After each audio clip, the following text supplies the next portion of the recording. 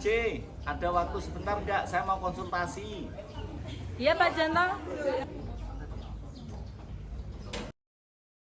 Apakah ada waktu? Saya rencana mau sharing terkait pembelajaran sosiologi untuk kelas 10 Bu C. Iya Pak, ini pas kebetulan saya ada waktu. Bagaimana kalau kita diskusinya di ruang TRC saja Pak? Karena di sini banyak anak-anak. Oh iya Bu, kita mending di sana saja karena kebetulan ruangannya nggak dipakai. Mari Bu.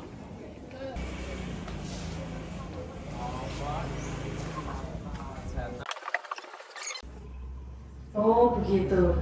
Jadi ini apa yang bisa saya bantu? Saya ingin bantuannya Bu C terkait langkah apa sih kira-kira yang paling tepat untuk anak-anak 10-8 ini biar mereka bisa belajar berdasarkan karakteristik kemampuannya mereka masing-masing. Karena saya melihat karakternya anak-anak itu berbeda Bu C.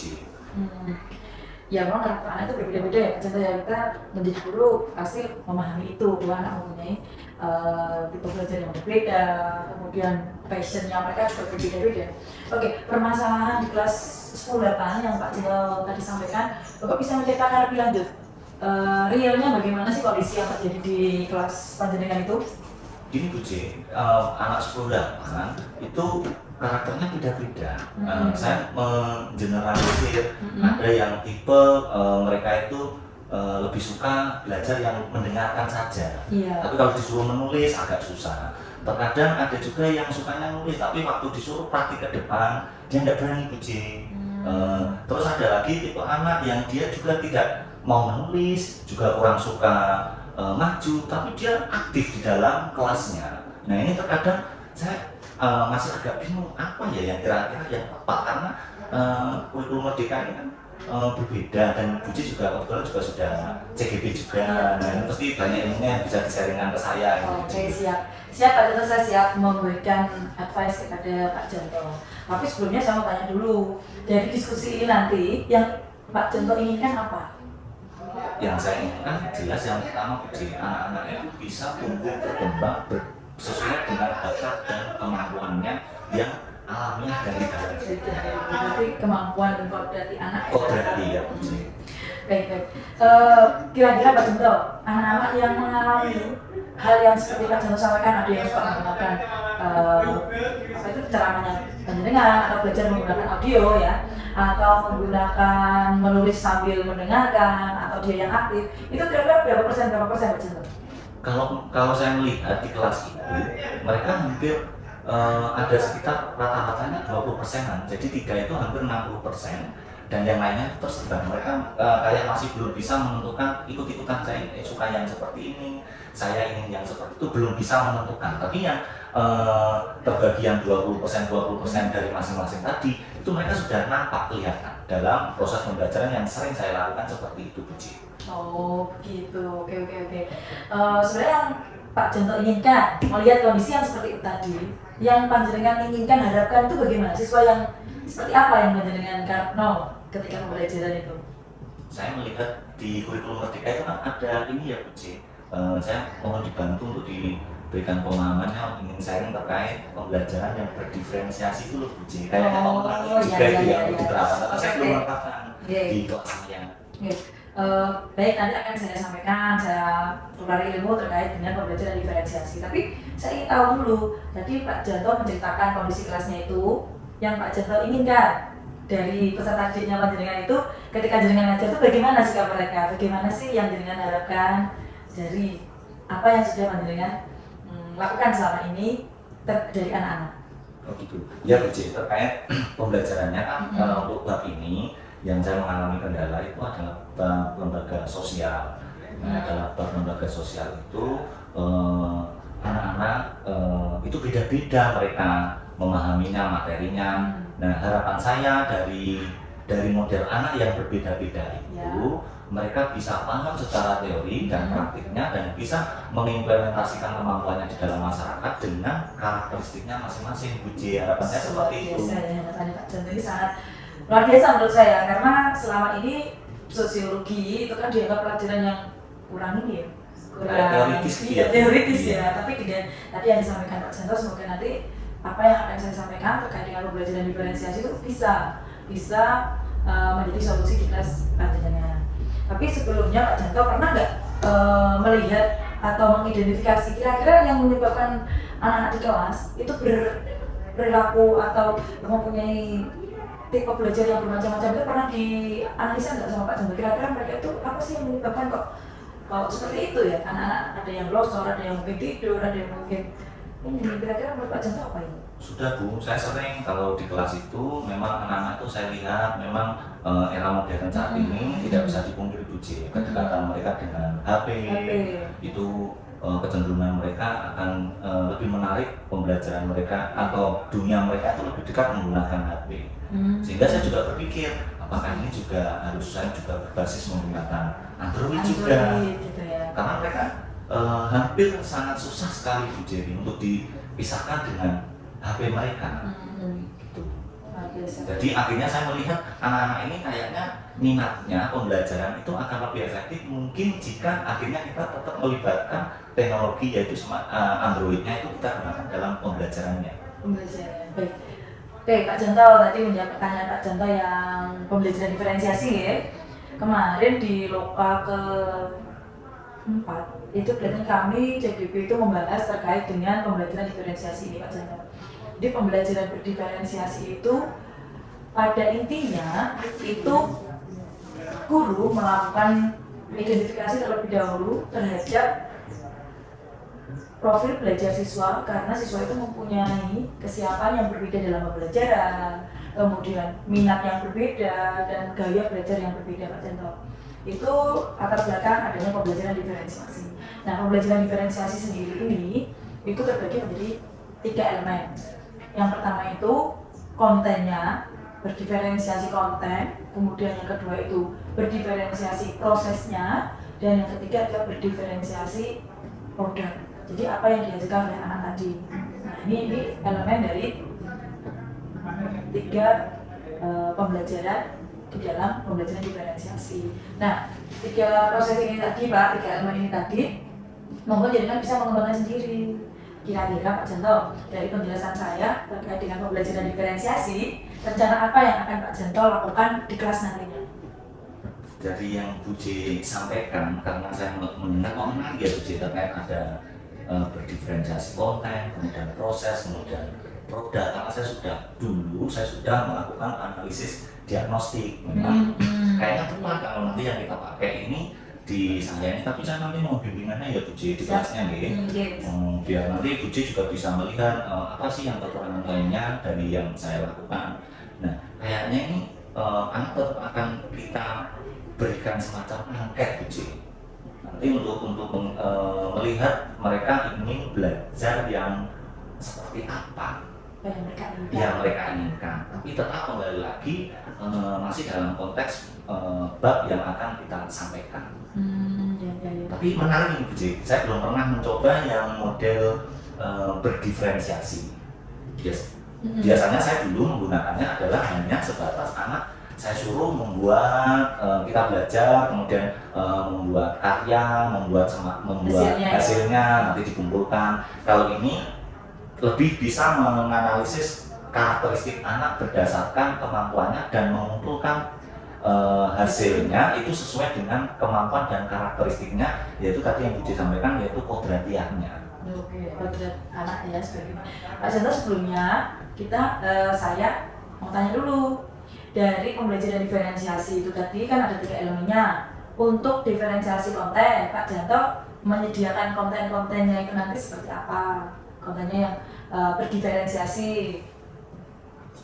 Saya rencana mau pakai Android Bu J. Android? Ya, gimana Bu J kalau Android Bu J? Kalau Android itu lebih fleksibel sebenarnya Pak. Kenapa saya bilang fleksibel? Ini pengalaman saya nih, sekedar sharing saja.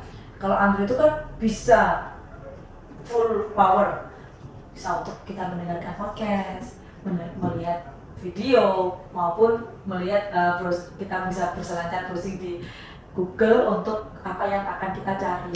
Itu kalau misalnya Android itu lebih fleksibel Pak. Iya betul ya Bu J, karena memang anak-anak juga hampir semua punya Android. Jadi saya juga akan berpikir kayaknya betul ya Bu J, enak kalau kita pakai Android ya Bu J. Iya. Kemudian untuk yang prosesnya nanti seperti apa yang akan Pak Janto lakukan di rencana aksinya? Prosesnya kalau untuk Buji gimana Buji? Saya juga masih agak bingung ini atau prosesnya yang seperti apa, juga saya mau minta tolong Buji bergambaran sedikit. Kalau kemarin Pak Janto yang sudah saya lakukan belajar diferensiasi itu sama menggunakan Android. Untuk prosesnya itu menyesuaikan Pak Janto, menyesuaikan dari gaya belajar anak yang berbeda-beda tadi yang sudah dengan sediakan konten-kontennya, kemudian dengan bagian di Android mereka atau smartphone mereka. Nah dari proses itu, dari konten itu, maka Pak Janto alangkah lebih baiknya kalau saya kemarin membuat project. Jadi anak-anak itu belajar sesuai dengan tipenya, kemudian saya beri project untuk aktivitas atau proses pembelajarannya. Selanjutnya hasilnya pasti berbeda-beda nanti karena tiap anak yang punya gaya belajar yang berbeda mendapatkan project yang berbeda dan mereka bertanggung jawab atas tugas mereka sendiri-sendiri. Itu yang sudah saya lakukan. Kira-kira Pak Janto gimana? Kayaknya menginspirasi Buji, ini bisa saya terapkan juga nanti di kelasnya dengan pendekatan kontekstual pada kelas tersebut. Kayaknya dengan menggunakan menyesuaikan gaya anak belajar itu memang perlu, karena anak-anak di 10-8 itu memang karakteristiknya termasuk sangat unik. Karakternya unik ya? Unik, baik. Kalau dari hasilnya, Pak Janto ingin hasilnya nanti berupa apa dari pembelajaran ini? Kalau produknya nanti, kalau rencana saya di awal inginnya seperti ini aja Buji. Produknya nanti juga dalam bentuk produk yang dihasilkan mungkin di Canva juga bisa nih. Bisa atau enggak Buji? Bisa. Produk di Canva sangat bisa loh Pak. Karena kan fleksibel ya, bisa menyediakan berbagai macam fitur gitu ya di Canva ya. Jadi kan inginnya yang apa? Infografis atau apa? PPT? Enaknya yang mana ya Buji? Saya juga agak, ya ini saya mau sharing dengan Buji gitu, soalnya saya juga agak bingung. Baik, kalau dari pengalaman saya kemarin Pak Janto, dari pembelajaran yang berdiferensiasi hasilnya itu ada infografis, ada podcast, ada PPT, ada video. Jadi kemarin hasilnya saya yang pembelajaran yang sudah saya lakukan itu ada infografis, PPT, podcast, video wawancara, dan video promosi untuk anak. Itu yang saya lakukan kemarin. Mungkin nanti Pak Janto seperti apa untuk hasilnya ini yang ingin dengan inginkan dari anak-anak itu yang mana? Berarti kira-kira misal kita nanti membuatnya berbeda-beda, tidak harus semua bervideo, semua podcast, semua infografis, tidak harus ya Bu? Tidak harus. Jadi misal semua dari anak itu nanti sebagian yang kecenderungannya dia suka infografis, kita arahkan untuk mengumpulkan infografis, untuk produk infografis. Nanti yang suka dengan membuat podcast, berarti kita akan membuat podcast. Begitu juga yang video, nanti juga kita arahkan untuk mereka yang suka video membuat video seperti itu ya Bu Ci? Iya, jangan lupa membuat rubriknya juga. Nah, Pak Janto, dari awal tadi, jenengan bisa ceritakan nggak? Dari mulai awal permasalahan hingga solusi yang jenengan sudah dapatkan pada kesempatan kali ini. Ya, bisa Bu Ci. Jadi dari saya berdiskusi dengan Bu Jerry, banyak sekali ilmu yang saya dapatkan. Salah satunya bagaimana saya sekarang bisa mengidentifikasi permasalahan yang ada di kelas 10-8. Dengan salah satu yang diskusi ini saya dapat ilmu baru terkait pembelajaran berdiferensiasi. Kemudian Bu Jerry tadi menyampaikan pembelajaran berdiferensiasi itu ada 3 elemen yang harus diperhatikan. Ada elemen konten, kemudian ada elemen proses, kemudian dan pada terakhir ada produk. Dan sudah Bu J sampaikan banyak sekali. Memang betul Bu J, akhirnya saya menilai ini juga harus ada rubriknya ya untuk menilai ya. Nah itu kira-kira gimana ya Bu J untuk rubriknya? Saya juga ingin belajar dari Bu J juga rubrik penilaiannya itu seperti apa agar biasanya kan kita rubrik penilaian untuk asesmennya itu kan saya hanya melihat berdasarkan kemampuan afektif dan psikomotorik. Kalau nanti yang rubrik yang model pembelajaran berdiferensiasi ini bagaimana ya Bu J? Saya ingin belajar dari jenengan juga.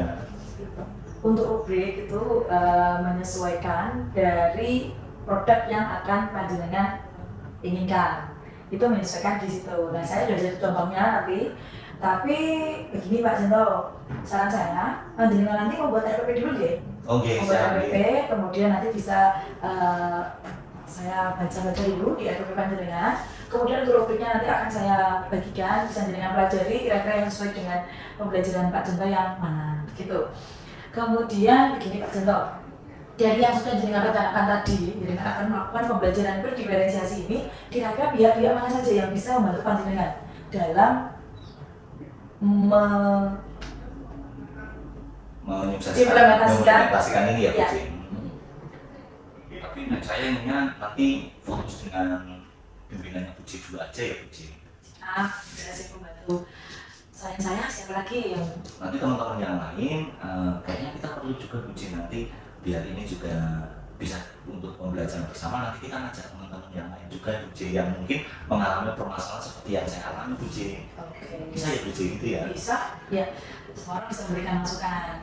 Jadi Pak Janto, bagaimana diskusi kita hari ini? Apakah Pak Janto sudah menemukan solusi yang bisa untuk membuat anak itu belajar sesuai dengan karakternya? Apakah sudah tujuannya sudah terpenuhi pada pagi hari ini? Atau masih ada yang mau didiskusikan lagi? Kayaknya sudah Bu Ci, saya sudah sangat paham sekali dan terima kasih ya Bu Ci sudah menyempatkan waktu sehingga saya banyak belajar dan lebih paham lagi tentang pembelajaran berdiferensiasi. Mungkin itu aja dulu ya Bu Ci, terima kasih waktunya ya. Ya, Ini juga kita ada jam. Tapi kalau bisa kita nanti minggu ini ya Bu Ci, nanti saya ada kelas di sebelah 8 mau bimbingannya nih. Baik Pak Janto, saya akan mengetahui bagaimana sih pembelajaran yang sudah dilakukan dan saya bisa merefleksikan diri saya. Oh berarti kita nanti berkolaborasi ya Bu Ci, bukan Bu Ci sebagai mensupervisi ya Bu Ci, kita belajar bareng gitu belajar ya bareng, maksudnya begitu, gitu, tapi untuk latihan saya. Ya.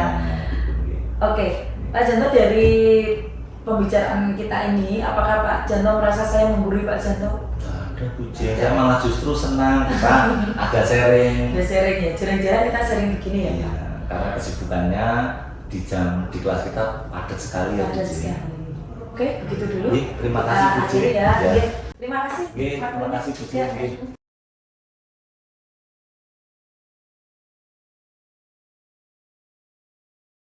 Selamat siang anak-anak. Siang. Gimana kabarnya? Alhamdulillah baik. Ada yang sedih siang ini? Ya. Siang-siang seperti ini tetap semangat ya. Ya. Tepuk tangan untuk kalian. Ya, kita melanjutkan apa yang sudah kita pelajari kemarin, yaitu tentang materi nilai dan Pak Janto sudah memberikan kalian untuk memilih sendiri kemampuan kalian berdasarkan apa yang bakat kodratiah apa yang kalian miliki. Ada berapa kelompok kemarin? 3. Kelompok apa saja?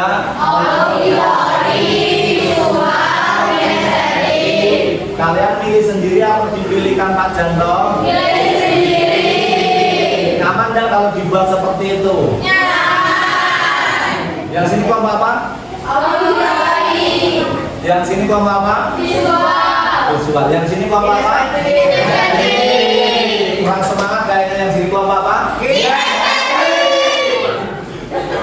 Bagus ya. Berarti yang kelompok audio story gimana? Tugasnya sudah dibuat? Membuat apa kalian? Coba salah satu perwakilan pendapatnya berdiri. Coba Ayun, apa gimana tugasnya? Mencari sumber-sumber pengertian dari nilai bersama. Kemudian ke kelompok visual sudah diberikan ke kelompok visual. Kelompok visual gimana? Sudah dikerjakan kemarin? Sudah selesai? Terus dari kelompok visual diberikan ke siapa? Coba perwakilan satu menyampaikan.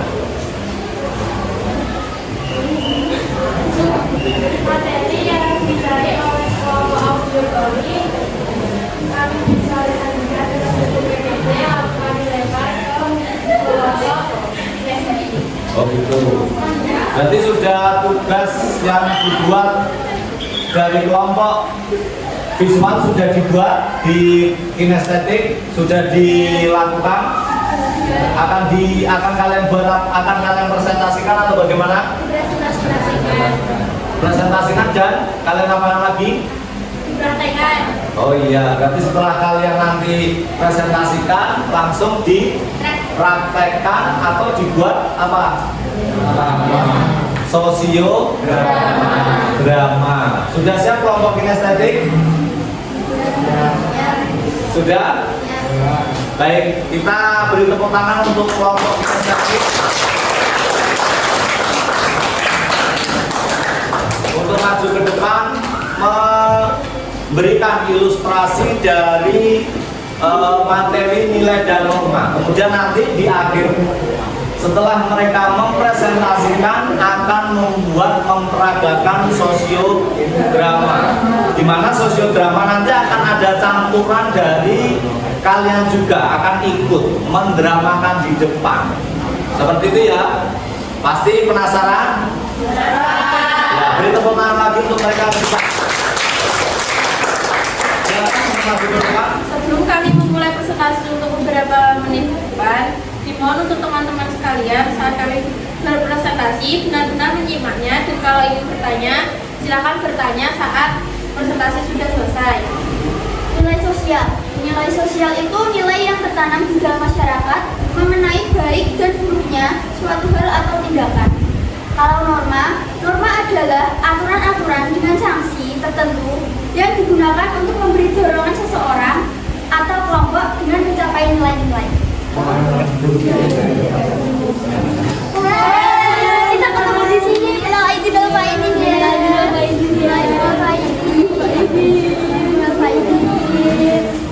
Nanti kalau bisa kalian pergi ke rumah kita ya. Oh iya.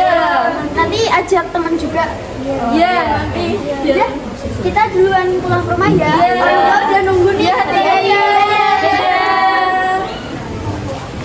Assalamualaikum. Waalaikumsalam.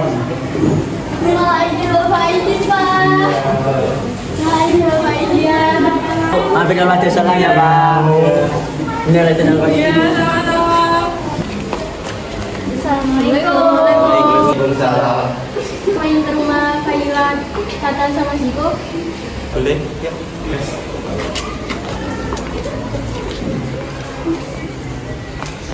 Assalamualaikum.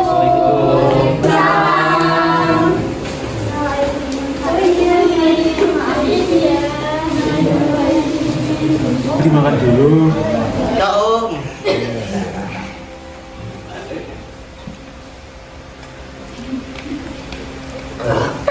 Nah, kalau berkamu di rumah orang ini ya sopan ya. Saya minta maaf ya. Ayo pulang ke siang nih. Ya. Tante kita pamit duluan Ya, ya. hati-hati ya. Hati-hati.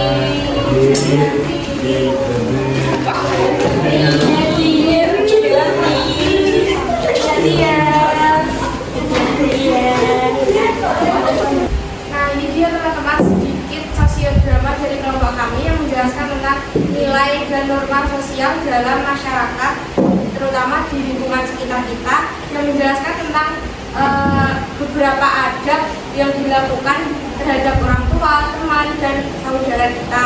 Jadi kita sebagai makhluk hidup, makhluk sosial harus mempunyai sopan santun dalam bertamu, berteman, dan berkeluarga. Sekian sosiodrama dari kelompok kami. Kami mengucapkan terima kasih. Mohon maaf apabila ada kesalahan kata, kesalahan perbuatan. Kami mengucapkan mohon maaf sebesar-besarnya. Kami dari kelompok kami mengucapkan terima kasih. Wassalamualaikum warahmatullahi wabarakatuh. Waalaikumsalam warahmatullahi wabarakatuh. Bagus. Ada hal-hal apa yang bisa kita pelajari dalam sosiodrama yang sudah ditunjukkan kelompok kinestetik? Apa? Coba Suci. Adab saat bertamu. Iya, pertama ada adab atau norma aturan saat kita bertamu. Apa yang dilanggar dari ilustrasi yang ditunjukkan tadi? Apa saja yang sudah mereka langgar?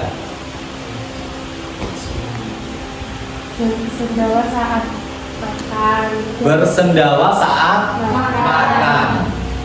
Lah, yang dilakukan ini bersendawa mengeluarkan apa ini? Suara. Di masyarakat kita saat bersendawa di tempat umum boleh tidak? Tidak.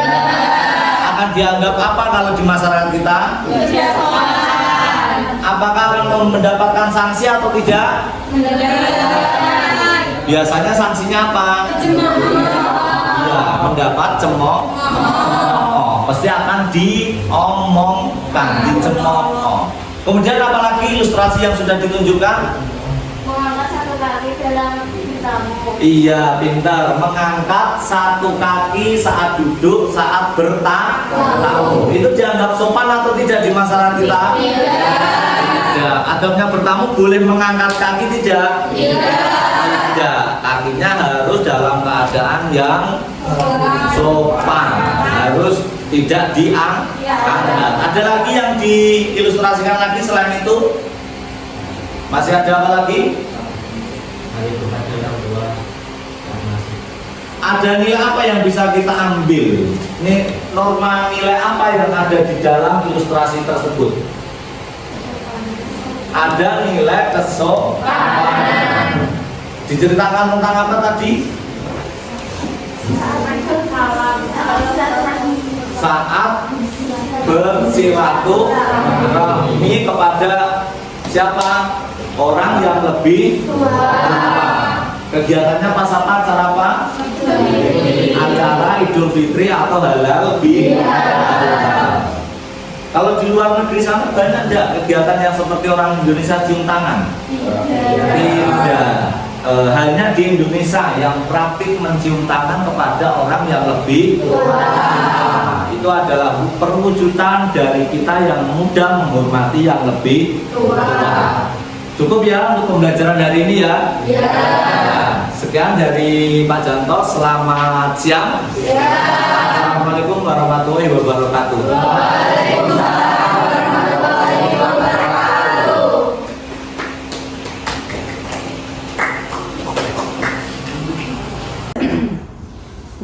Saya awali nggih. Assalamualaikum warahmatullahi wabarakatuh. Waalaikumsalam. Selamat pagi Pak Janto, Dek Jerry.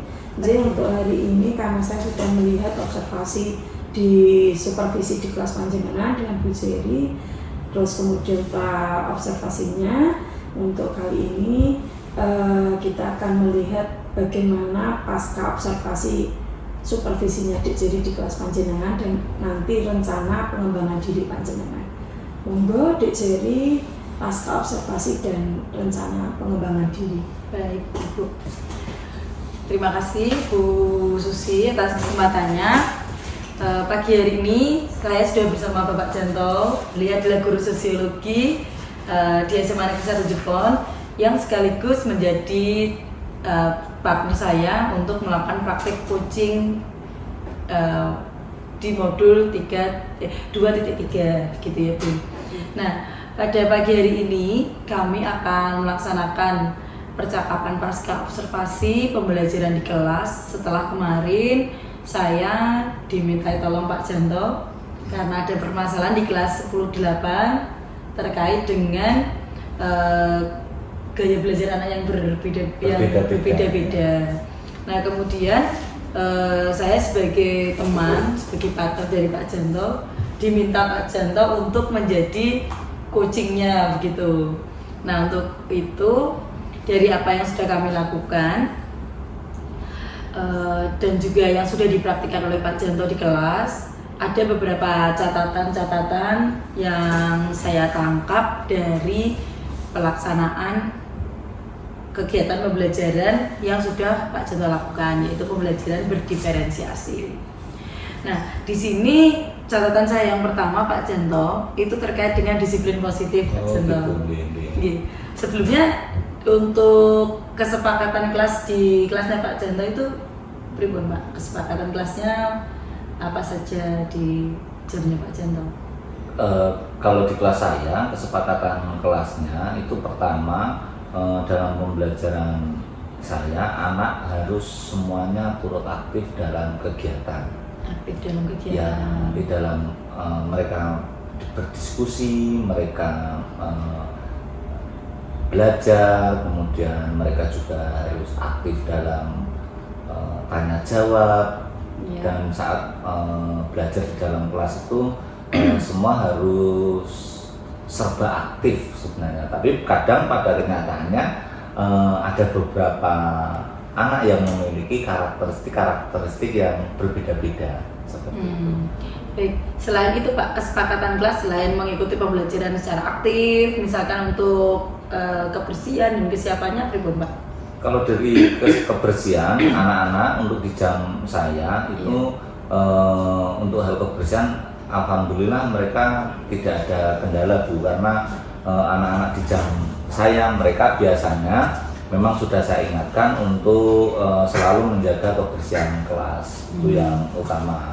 Kemudian yang berikutnya terkait presensi dan lain sebagainya, itu juga anak-anak juga selalu aktif untuk saya lakukan presensi di dalam kelas, sehingga anak-anak yang misalnya nggak masuk atau yang di jam itu ada, kemudian ada dispen dan lain sebagainya, itu semua tercatat seperti itu.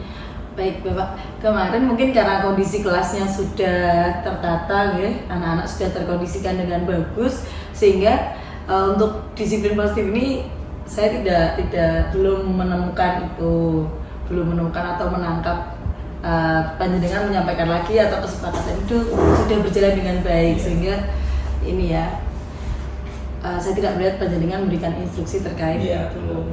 Kemudian ini Pak, kemarin kan Pak Janto aspek yang ingin dikembangkan itu adalah pembelajaran berdiferensiasi terkait dengan kemandirian kerjasama atau kolaborasinya ya. Kemudian pembelajaran sosial emosional.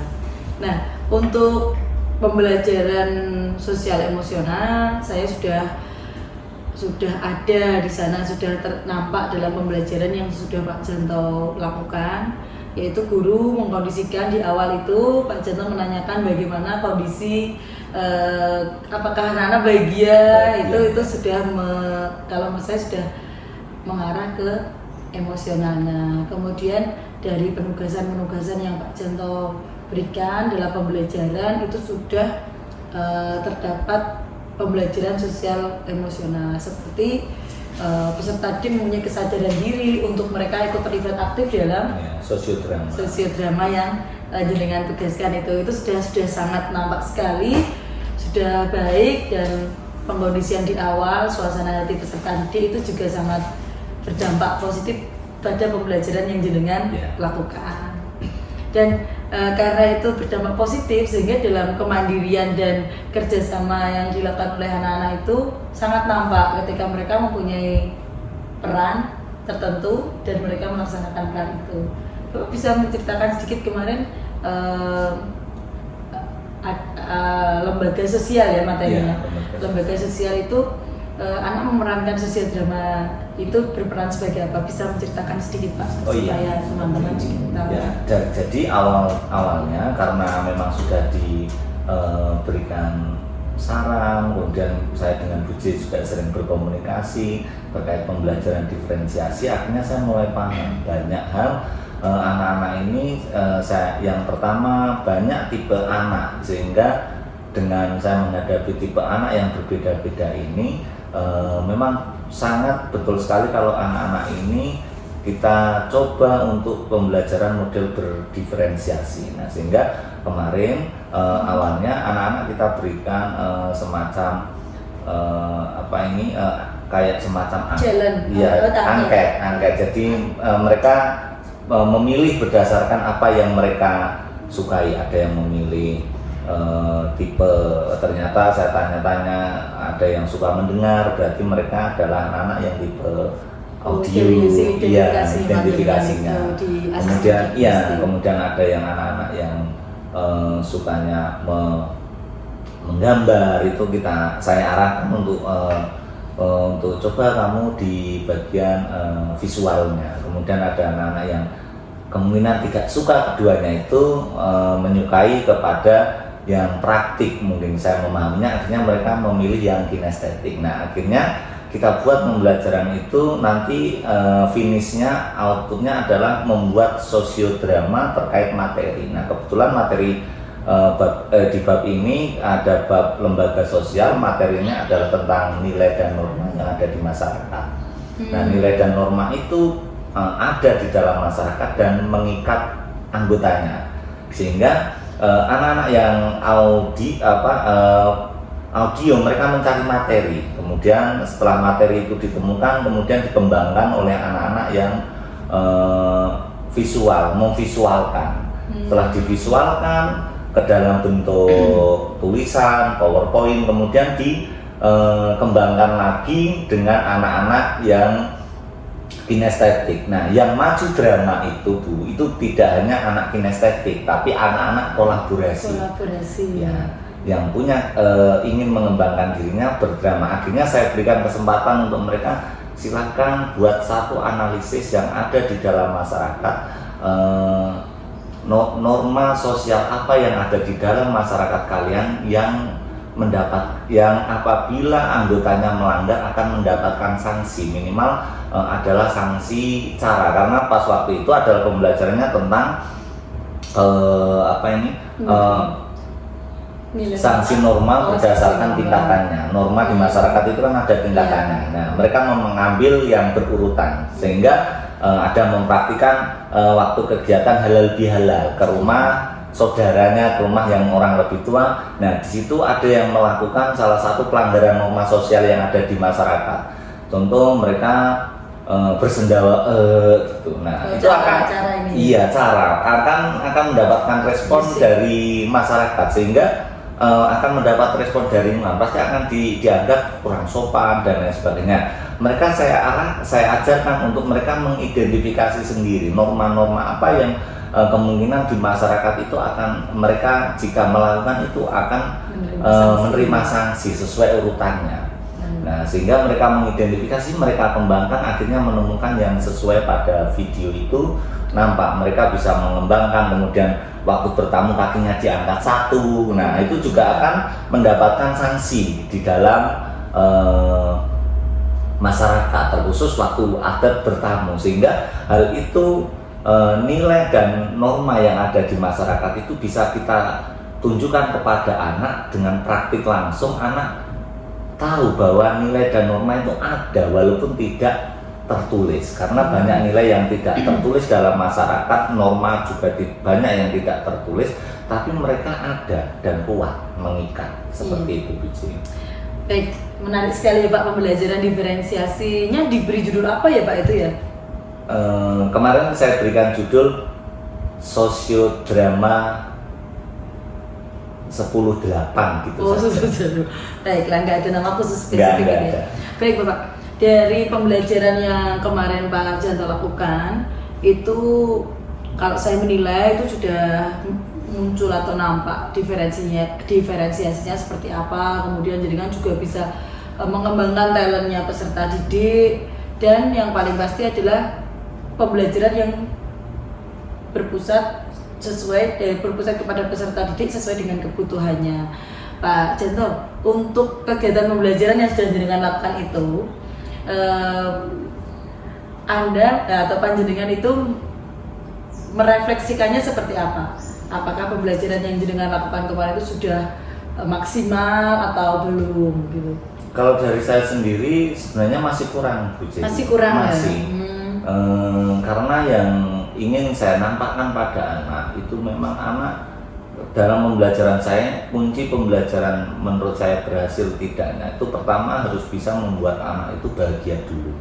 Nah, dari bahagia itu biasanya akan muncul dari diri itu ada rasa senang dan akan ada rasa tertarik. Nah, saya melihat dari banyak anak yang mengikuti itu mungkin sudah banyak, tapi masih ada beberapa yang belum bisa merasakan kebahagiaan pembelajarannya. Nah, itu ya.